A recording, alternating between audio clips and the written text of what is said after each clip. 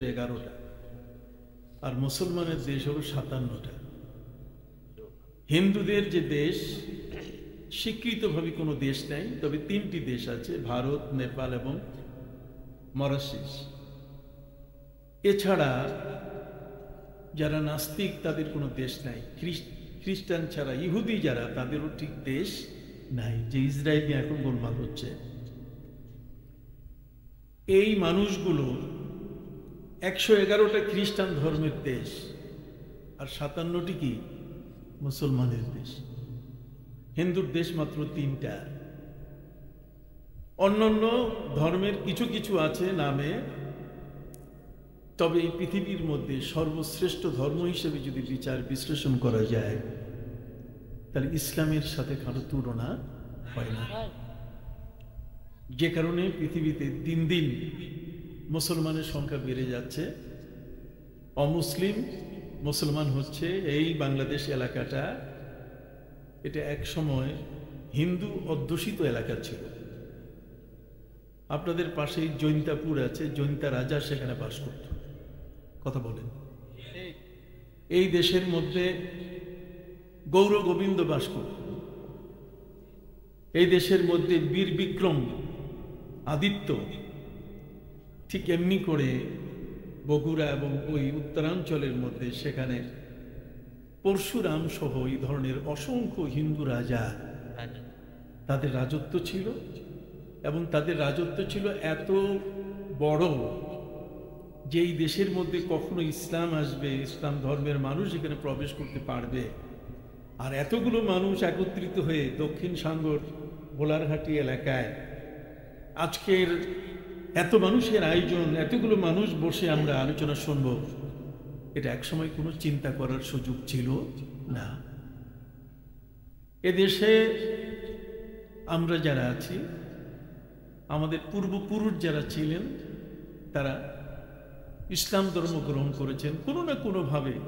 কেউ না কেউ নবী করিম সাল্লাল্লাহু আলাইহি সাল্লাম পর্যন্ত ইসলাম গ্রহণ করার এই সৌভাগ্য অর্জন করার কারণে আজকে পৃথিবীতে প্রায় 200 কোটির উপরে মুসলমান। আলহামদুলিল্লাহ। এই 200 কোটির উপরে মুসলমান যারা, তাদেরকে আল্লাহ তাআলা যে সম্পদ দিয়েছেন, পৃথিবীর অন্য কারো এত সম্পদ নাই। তেল আমাদের হাতে। কথা বলেন। গ্যাস কি আমাদের হাতে। বিজ্ঞান আমাদের হাতে।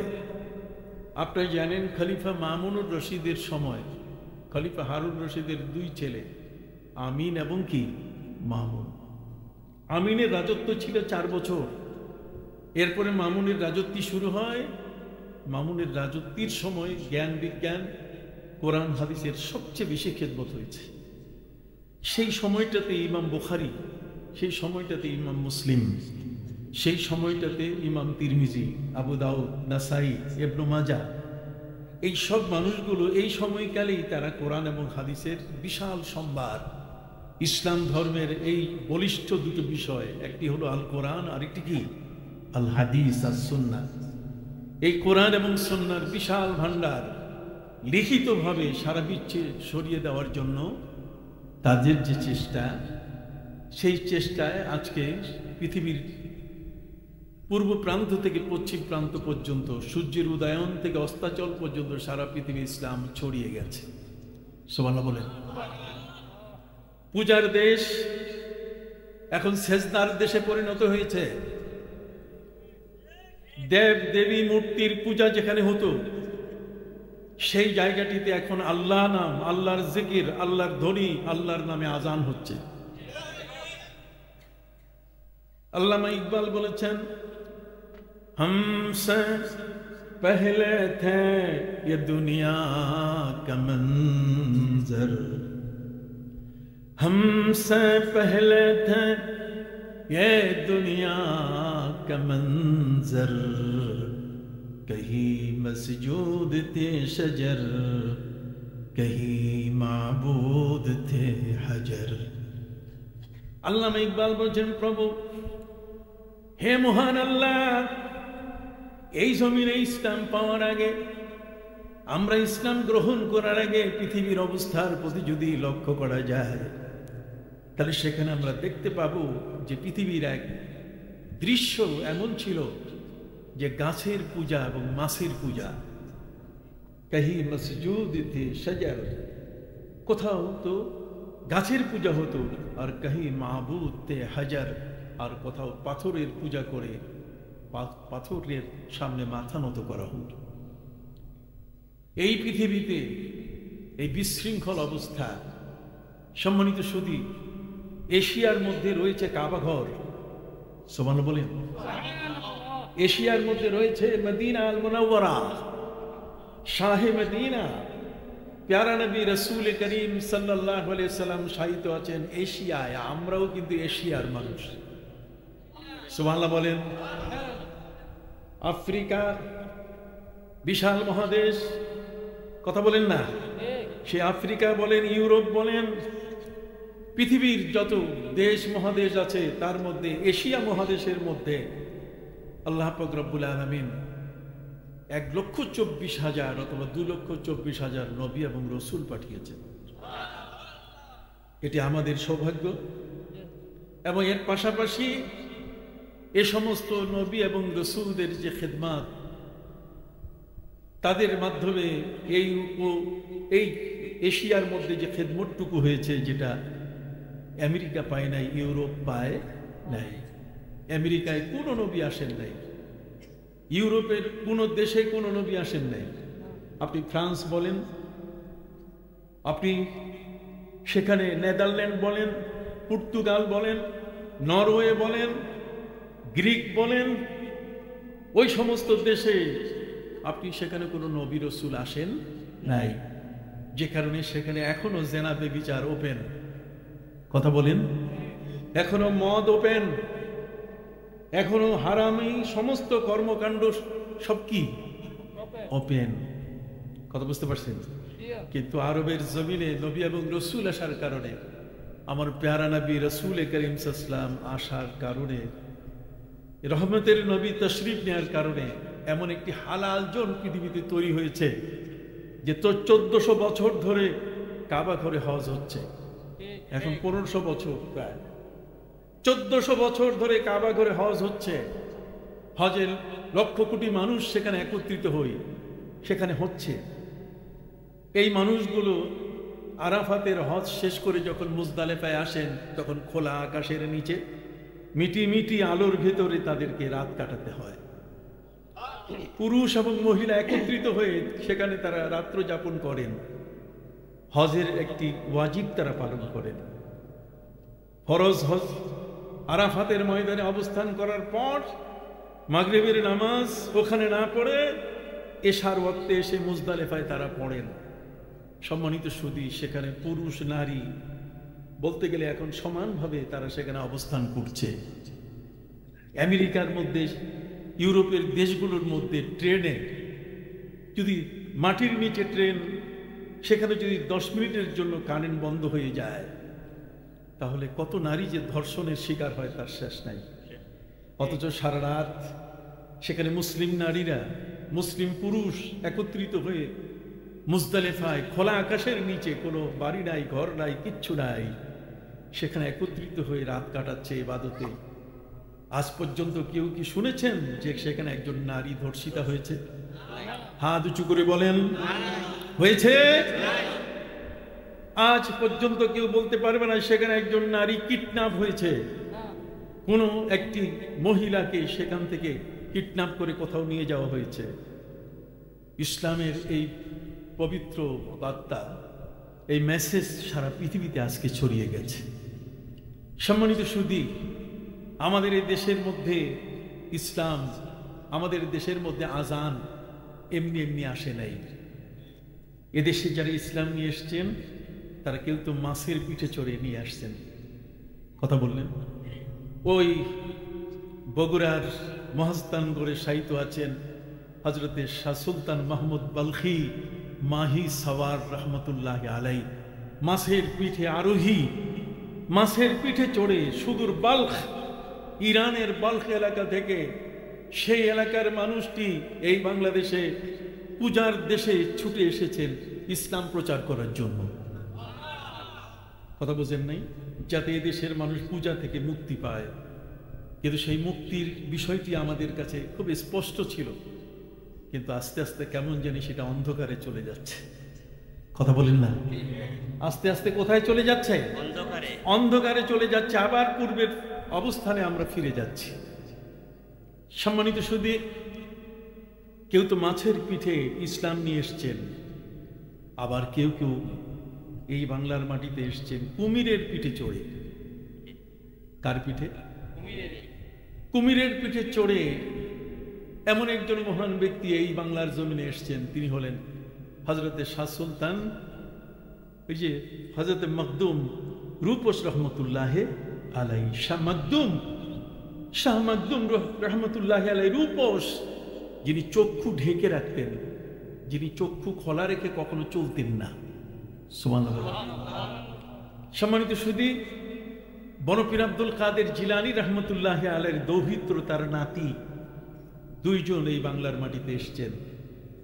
এদেশে যখন মুসলমানদের উপর অত্যাচার হচ্ছে, রাজশাহীর বোয়ালিয়ায় দত্তবাবুরা যখন প্রতিটি মুসলমানকে ধরে ধরে জবাই করে তাদের রক্ত দিয়ে হুলি খেলা খেলতেছে, ঠিক এই সময় বাগদাদের জমিনে সেই হযরতে বড়পীর আব্দুল কাদের জিলানী রহমতুল্লাহ আলাইহি তার দুই নাতিকে পাঠিয়ে দিয়েছিলেন যে তোমরা যাও, মুসলমানদের রক্ষা করার জন্য তোমরা সেখানে চলে যাও।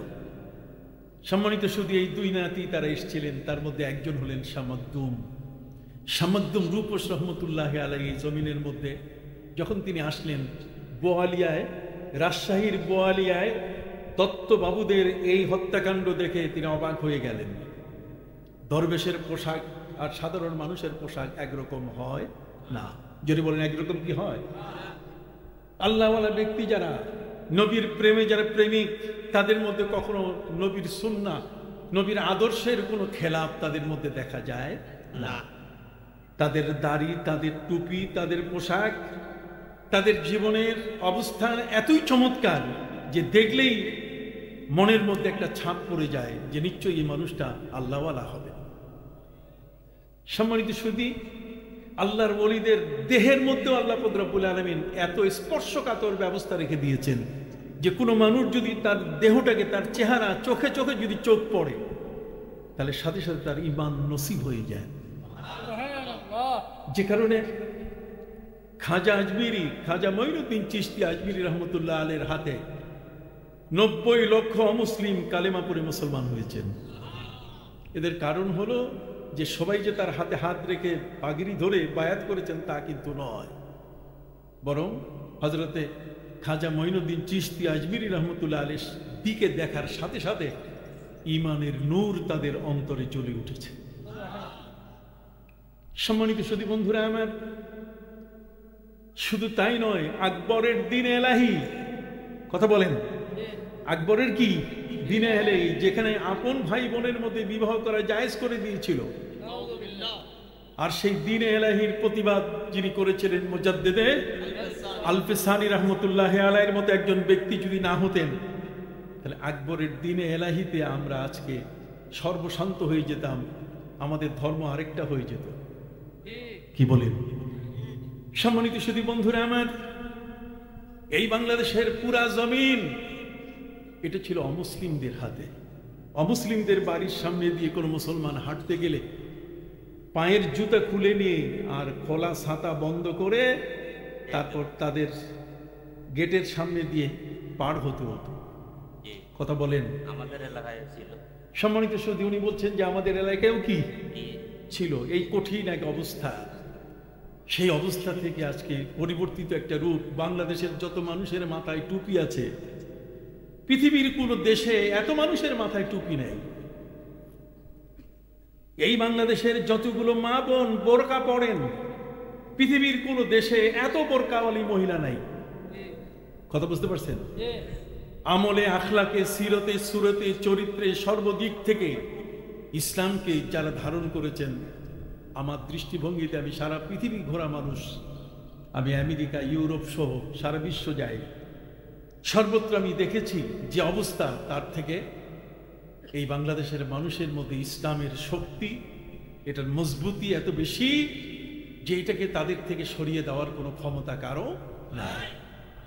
যে কারণে সম্মানিত সুধী, আজকের এখানের ইসলাম এত পাক্কা, এত পরিপক্ক ইসলাম, ইসলামটাকে ধ্বংস করার মতো সুযোগ কারো নাই। বিভিন্ন রূপে আমাদের উপরে আক্রমণ আসে, কিন্তু এদেশের পীর মাশায়েখ গলিয়া উলিয়া, এই যাদের নাম বলা হলো, ফুরফুরা বলেন, সারসিনা বলেন। ফুরফুরা দরবারের একজন আলেম এসেছিলেন, যে আলেমের নাম হলো আল্লামা রুহুল আমিন বসিরহাটি। তিনি ছিলেন এই বাংলাদেশের উপমহাদেশের মধ্যে হানাফি মযহাবের ব্যারিস্টার ছিলেন। তিনি জোরে বলেন, কিসের ব্যারিস্টার? হানাফি মযহাবের ব্যারিস্টার ছিলেন। ফলে এই দেশের মানুষের অধিকাংশ মানুষ কি হানাফি মযহাব। এই জন্য আমরা যখন ওই বুকে হাত বাঁধা দেখি, কথা বলেন না, আমরা যখন জোরে আমিন বলা শুনি, আমরা যখন দেখি যে দুই পা একেবারে ফাঁক করে দাঁড়াইছে, কথা কন না, এই ধরনের নামাজ ইবাদত বন্দেগী দেখে আমাদের মনের মধ্যে এক বিষাক্ত তীর এসে আঘাত হানে যে আমাদের ইসলামটা তো এমন না। আমাদের ইসলাম মদিনার ইসলাম, এটা ভায়া হলো বাগদাদ। ভায়া কি? বাগদাদ। ওই বাগদাদ থেকে এই বাংলার জমিনে এসছেন হযরতে শাহ আলী বাগদাদী রহমতুল্লাহ আলাইহি। ওলিয়া উলিয়া পীর মাশায়েখের বিশাল এক দল এই বাংলাদেশের মাটিতে আসার কারণে তারা যে চাষ করেছিলেন, এই চাষের ফসল আজকে আমরা এবং আপনারা এই বাংলাদেশের মানুষ। সুবহানাল্লাহ। অতএব পৃথিবীর মধ্যে 10,000 ধর্মের মানুষ, তার মধ্যে খ্রিস্টান বলেন, বৌদ্ধ বলেন, হিন্দু বলেন, কিন্তু মুসলমানও পুরো অংশে কি নয়, কম নয়। মুসলমানের আদর্শ এতই চমৎকার যে পৃথিবীর যে কোনো মানুষ সেটাকে ধারণ করে গ্রহণ করতে চায়। যেমন নবী করিম সাল্লাল্লাহু আলাইহি ওয়াসাল্লামের একজন সাহাবী ছিলেন, যিনি হাত তুলে দোয়া, হাত উঠালেই দোয়া কবুল হয়। তিনি হলেন হযরত আবু যর গিফারি রাদিয়াল্লাহু তাআলা। হযরত আবু যর গিফারি হযরত ওমর ফারুকের যুগে তিনি ছিলেন মুফতি, রাষ্ট্রপ্রধানের দায়িত্ব পালন করছেন হযরত ওমর। আর দেশের মুফতি ফতুয়া বোর্ডের চেয়ারম্যান হলেন কে? হযরত আবু যর গিফারি। আপনি একটু কথা বললে খুশি হব। হযরত আবু যর গিফারি রাদিয়াল্লাহু তাআলা আনহু ওমর ফারুকের যুগে একটি বিষয় নিয়ে এই দুইজনের মধ্যে তর্ক হলো। হযরত ওমর তিনি বললেন, আমার দেশের যত মানুষ, আপনাদেরকে আমি নির্দেশ দিচ্ছি, আপনারা সম্পদ আহরণ করে এটাকে গুডাউনজাত করেন। আপনারা এটাকে গোলায় ভরে রাখেন, ধান গোলায় রাখেন, পেঁয়াজ গোলায় রাখেন, ডাল গোলায় রাখেন। এই ডাল চাল এগুলো গোলায় রাখার জন্য, এগুলো একটা ভান্ডারে রাখার জন্য তিনি আদেশ দিলেন। যদি কখনো অতিবৃষ্টি হয়, যদি কখনো অনাবৃষ্টি হয়, কখনো দুর্ভিক্ষ দেখা দেয়, তাহলে এই গোডাউন থেকে যেন সেগুলো বের করে মানুষকে দেওয়া যায়, অভাব যেন সৃষ্টি না হয়, মানুষ যেন দুর্ভিক্ষে না পড়ে।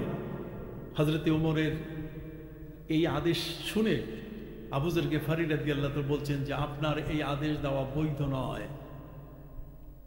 হযরত ওমর হলেন রাষ্ট্রপ্রধান, আর দেশের মুফতি বলছে যে আপনার এই ফতোয়া, আপনি যে আদেশ দিলেন, এই আপনার আদেশটা বৈধ আদেশ নয়। যদি এই আদেশটা পালন করে কেউ, তাহলে তার মধ্যে তাকওয়া থাকবে না, আল্লাহর ভয় থাকবে না। ইসলামে আল্লাহর ভয়টা সবচেয়ে বড় বিষয়। অতএব আল্লাহর প্রতি যারা ঈমান আনে, তারা আল্লাহর উপরে ভরসা করে। রিজেকের মালিক কে? আল্লাহ। জোরে বলেন, রিজেকের মালিক কে? আল্লাহ। পবিত্র কোরআন মজিদে আল্লাহ বলেছেন, ওয়াফিস সামাই রিজকুকুম ওয়া মা তুআদুন। আকাশে তোমাদের রিজিক আমি রেখে দিয়েছি, তোমাদের জন্য সুনির্ধারিত ওয়াদার উপরে। কথা বুঝতে পারছেন? রিজিক কোথায়? আকাশে। হযরত আবু যর গিফারি রাদিয়াল্লাহু তাআলা বললেন যে আকাশে রিজিক, আর আপনি সেই রিজিক গোডাউনে আপনি ধরে রাখতে বলেন, এটা তো বন্যা যদি আসে, কথা বলেন না, উই পোকা যদি ধরে, এগুলো সব ধ্বংস হয়ে যাবে। মানুষের আল্লাহর প্রতি ভরসা কমে যাবে, মাল গোডাউনে রাখা যাবে না, যা আছে তাই দিয়ে চলতে হবে। যখন থাকবে না, আল্লাহর উপরে ভরসা করতে হবে। জোরে বলেন, আল্লাহর উপরে কি ভরসা করতে হবে? আপনাদের কষ্ট হচ্ছে? হযরত ওমর ফারুক রাদিয়াল্লাহু তাআলা বিশাল একটা দল নিয়ে তিনি সিরিয়ায় আসতেছিলেন। কোথায়? পথিমধ্যে তিনি শুনলেন যে সিরিয়া এলাকার মধ্যে করোনা রোগ শুরু হয়েছে, তাউন, প্লেগ রোগ, মানুষ মারা যাচ্ছে, কঠিনভাবে মানুষের মৃত্যু হচ্ছে। হযরত ওমর ফারুক রাদিয়াল্লাহু তাআলা আনহু তিনি, তার সাথে ছিলেন মুহাজির, তার সাথে ছিলেন আনসার, তার সাথে ছিলেন কুরাইশ বংশের প্রবীণ মানুষরা। একটা বহর নিয়ে তিনি আসতেছিলেন সিরিয়ায়। পথের মধ্যে যখন তিনি শুনতে পেলেন তখন সবাই থেমে গেলেন যে এখন কি করা দরকার। তিনি আনসার সাহাবীদের নিয়ে বসলেন যে তোমরা বলো আমরা সিরিয়ায় যাব কিনা, সেখানে তো প্লেগ রোগ, সেখানে করোনা শুরু হয়েছে, অতএব সেখানে আমরা যাব কিনা। আনসাররা বলছেন যে সেখানে যাওয়াই ঠিক হবে, কারণ আমরা আল্লাহর উপরে ভরসা করছি। রোগ কখনকার মৃত্যু হবে আল্লাহর উপরে বিশ্বাস করে তাকে আগাতে হবে। কথা বলেন? অতএব সিরিয়ায় আমরা যাই, আল্লাহর উপরে ভরসা করে আমরা চলে যাই। হযরত ওমর তিনি মুহাজিরদেরকে জিজ্ঞাসা করলেন আপনারা কি বলেন? মুহাজির সাহাবীরা বলেন যে না, নবী করিম সাল্লাল্লাহু আলাইহি সাল্লাম তিনি বলেছেন ইজা কানা তাউন ফি আরদিন ওয়া কুনতুম ফিহা, যখন কোনো জায়গায় করোনার সৃষ্টি হয় আর তোমরা যদি ওর ভিতরে থাকো, ফালা তাখরুজু মিনহা, তাহলে কখনো সেখান থেকে বের হবে না। আর যদি কোনো জায়গায় এই প্লেগ রোগ, করোনা রোগ সৃষ্টি হয়ে যায় আর তোমরা তার বাইরে আছো, ফালা তাদখুলু ফিহা, কাজেই তোমরা তার ভিতরে প্রবেশ করবে না। মুহাজির সাহাবীরা এক মত দিলেন আর আনসার সাহাবীরা কি আরেক মত দিলেন। দুইজন দলের মতের মিল নাই। একদল বলেন চলেন যাই, আল্লাহ ভরসা, কথা বলেন না, আল্লাহ ভরসা। আরেক দল বলছে যে না, নবী করিম সাল্লাল্লাহু আলাইহি ওয়াসাল্লাম যে রোগে করোনার, যেখানে করোনা চলছে সেখানে প্রবেশ করতে নিষেধ করছে, সেটা লকডাউন, সেখানে প্রবেশ করবে না কেউ, কাজেই চলেন আমরা মদিনা চলে যাই। এখন হযরত ওমর কি সিদ্ধান্ত নেবেন? তিনি প্রবীণ কুরাইশ যারা, তাদেরকে জিজ্ঞেস করলেন যে আপনারা কি বলেন, আপনারা তো প্রবীণ মানুষ, দাড়ি পাকছে, আপনাদের বয়স হয়েছে, আপনারা বলেন। প্রবীণ কুরাইশরা পরামর্শ দিলেন যে না, আমরা প্রবেশ করব না, চলেন আমরা মদিনা ফিরে যাই। হযরত ওমর বললেন রাজানা মিন কাদারিন ইলা কাদার, আমরা এক তকদির থেকে আরেক তকদিরে ফিরে গেলাম। কথা বলেন না, এক তকদির থেকে আরেক তকদিরে কি ফিরে গেলাম। মতের অমিল হতেই পারে। হযরত আবু যার গিফারী রাদিয়াল্লাহু তাআলা আনহু তিনি ফতোয়া দিলেন একদিনের বেশি খাবার ঘরে রাখা যাবে না, গুডাউনে রাখা তো দূরের কথা, রাখা যাবে না। ওমর ফারুক রাদিয়াল্লাহু তাআলা দেখলেন যে মুফতি সাহেব এমন মাসলা দিয়েছেন, সে মাসলায় তো দেশের মানুষ বিপদে পড়ে যাবে। উনি তাকে বলে দিলেন যে আপনি আর এখানে থাকবেন না, এই রাষ্ট্রের, এই শহরের মধ্যে আপনার থাকা নিষিদ্ধ করা হলো। আপনি রসুলের সাহাবী, আমিও রসুলের সাহাবী, কিন্তু আপনাকে আমি আদেশ দিলাম আপনি এখান থেকে রাবাজা নামক এলাকায় চলে যান। কোথায় বাবা, একটু নামটা বলতে হবে, কি নাম? রাবাজা। রাবাজায় আপনি চলে যান। কেন? যে রাবাজার মানুষ যারা, তারা হ্যান্ড টু মাউথ, ওরা গ্রামের মানুষ, ওরা দিনে আনে দিনে খায়। আপনি ওখানে গেলে আপনার এই ফতোয়া, আপনার মাসালাটা সুন্দর হবে। বৃষ্টি হচ্ছে নাকি? সবাই একটু পড়েন হাসবুনাল্লাহু ওয়া নি'মাল ওয়াকিল, নি'মাল মাওলা ওয়া নি'মান নাসির। হাসবুনাল্লাহু ওয়া নি'মাল ওয়াকিল, নি'মাল মাওলা ওয়া নি'মান নাসির। হাসবুনাল্লাহু ওয়া নি'মাল ওয়াকিল, নি'মাল মাওলা ওয়া নি'মান নাসির। হাসবুনাল্লাহু ওয়া নি'মাল ওয়াকিল, নি'মাল মাওলা ওয়া নি'মান নাসির। সম্মানিত শুধু বৃষ্টি পড়ছে, শুনেন, রাতও হয়ে গেছে, বৃষ্টিও পড়ছে। সারা পৃথিবীর সমস্ত মানুষ আল্লাহ সময়ের কসম করে বলছেন ক্ষতির মধ্যে আছে।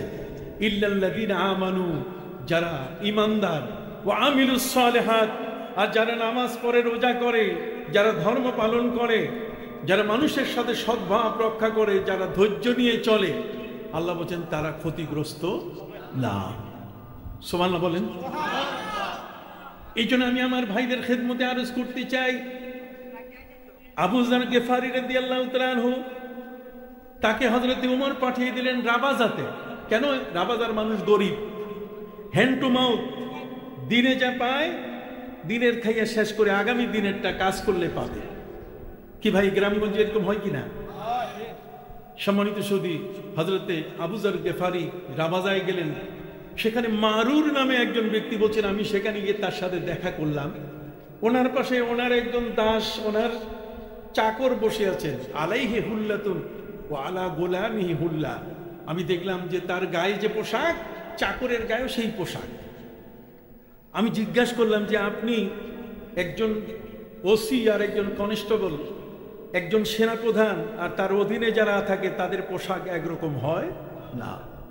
হযরত আবু যর গেফারি রাদিয়াল্লাহু তাআলাকে তিনি জিজ্ঞেস করলেন যে আপনার গায়ে যে পোশাক, আপনার চাকরের গায়ে এই পোশাক, কারণটা কি? তখন উনি একটা ঘটনা বললেন, ছোট্ট করে বলবো? হ্যাঁ, সম্মানিত সুধী, হযরত আবু যর গেফারি রাদিয়াল্লাহু তাআলা বললেন, আমার বিরুদ্ধে নবীজির দরবারে একজন লোক অভিযোগ করছে। সেই লোকটাকে আমি তার মায়ের নামে গালি দিয়েছিলাম। আমি তাকে গালি দিয়েছিলাম কাইল্লার পো কাইল্লা। কথা বলেন, কি গালি দিয়েছে? কাইল্লার পো কাইল্লা, তার মানে মা কালো সেও কালো, কাইল্লার পো কাইল্লা। ওই লোকটি নবী করিম সাল্লাল্লাহু আলাইহি ওয়াসাল্লামের কাছে গিয়ে অভিযোগ করেছে, হুজুর আমার এই রংটা কে তৈরি করেছে? আমার গায়ের রঙের স্রষ্টা কে? আরো জোরে বলেন, কে? আমি শুধু একটা কথা আপনাদেরকে বোঝাচ্ছি যে পৃথিবীর মানুষ আজকে ক্ষতির ভিতরে কেন? এই 10,000 ধর্মের মানুষ, তারপর মারামারি কাটাকাটি, 10,000 মানুষ ধর্ম, 10,000 ধর্ম থাকার পরও 77% মানুষ পৃথিবীতে বাস করছে, তারপরও বিশ্বে কোনো শান্তি। এর পেছনে কারণটা কি? এর কারণ হচ্ছে এই ইসলাম ধর্ম যে বিষয়গুলো নিয়ে এসছে, লেটেস্ট, পৃথিবীর সবচেয়ে বড় মডেল, সেই জিনিসগুলো যদি মানুষ গ্রহণ করো তাহলে পৃথিবীর মধ্যে সবচেয়ে বেশি শান্তি ইসলাম দিতে পারে। শান্তির দূত হলো আমার প্রিয় নবী সাল্লাল্লাহু আলাইহি ওয়াসাল্লাম। আর শান্তিকামী ব্যক্তি বলতে গেলে মুসলমান। সুবহানাল্লাহ বলেন। সম্মানিত সুধী, হযরতে আবু যর গেফারি রাদিয়াল্লাহু তাআলা তিনি বললেন, নবীজির কাছে আমার বিরুদ্ধে অভিযোগ গেছে যে আমি একজনকে গালি দিয়েছি কাইল্লার পো কাইল্লা বলে। এখন বলেন তো কাইল্লার পো কাইল্লা কে? হযরতে বেলাল। জোরে বলেন, কে? হযরতে বেলালকে আবু যর গেফারি রাদিয়াল্লাহু তাআলা দেখে বলছিলেন, তুমি কাইল্লার পো কাইল্লা, তোমার গায়ের রং কালো, তুমি কাফিরি, তুমি আফ্রিকান, এই সেই, তুমি ইথিওপীয়, হাবাসীয়, হাবাসার তুমি একজন অধিবাসী ইত্যাদি। উনি গিয়ে নবীর কাছে অভিযোগ করছে যে হুজুর আমার গায়ের রং কে সৃষ্টি করছে? এটা আমি না আমার আল্লাহ? যদি আল্লাহ সৃষ্টি করে থাকেন তাহলে উনি আমার গালি দিলেন কেন? প্রিয় নবী সাল্লাল্লাহু আলাইহি ওয়াসাল্লাম হযরত আবু যর গেফারিকে ডেকে আনলেন। আনার পরে তিনি বলেন, আইয়ারতাহু বিউম্মি, তুমি কি তাকে তার মায়ের নামে গালি দিয়েছো? তুমি তাকে তার মায়ের নামে লজ্জা দিয়েছো, কাইল্লার পর কাইল্লা বলেছো? আবু যর গেফারি বললেন, তারপর নবীজি যে কথাটি বলছেন সে কথাটি বড় মারাত্মক। ইন্নাকা ইমরাউন ফিকা জাহিলিয়াতুন, তুমি এমন একজন ব্যক্তি, তোমার মধ্যে এখনো জাহিলি যুগের, অন্ধকার যুগের আচরণ আছে। অতএব অন্ধকার যুগের আচরণ কোনো মুসলমানের কাছে থাকতে পারে না। আলোকিত মানুষ তৈরি করার ক্ষেত্রে একমাত্র ইসলাম। হযরতে আবু যর গেফারি রাদিয়াল্লাহু তাআলা তিনি দেখলেন যে আমি তো তাকে কাইল্লার পর কাইল্লা বলেছি, তার মানে বর্ণবাদ।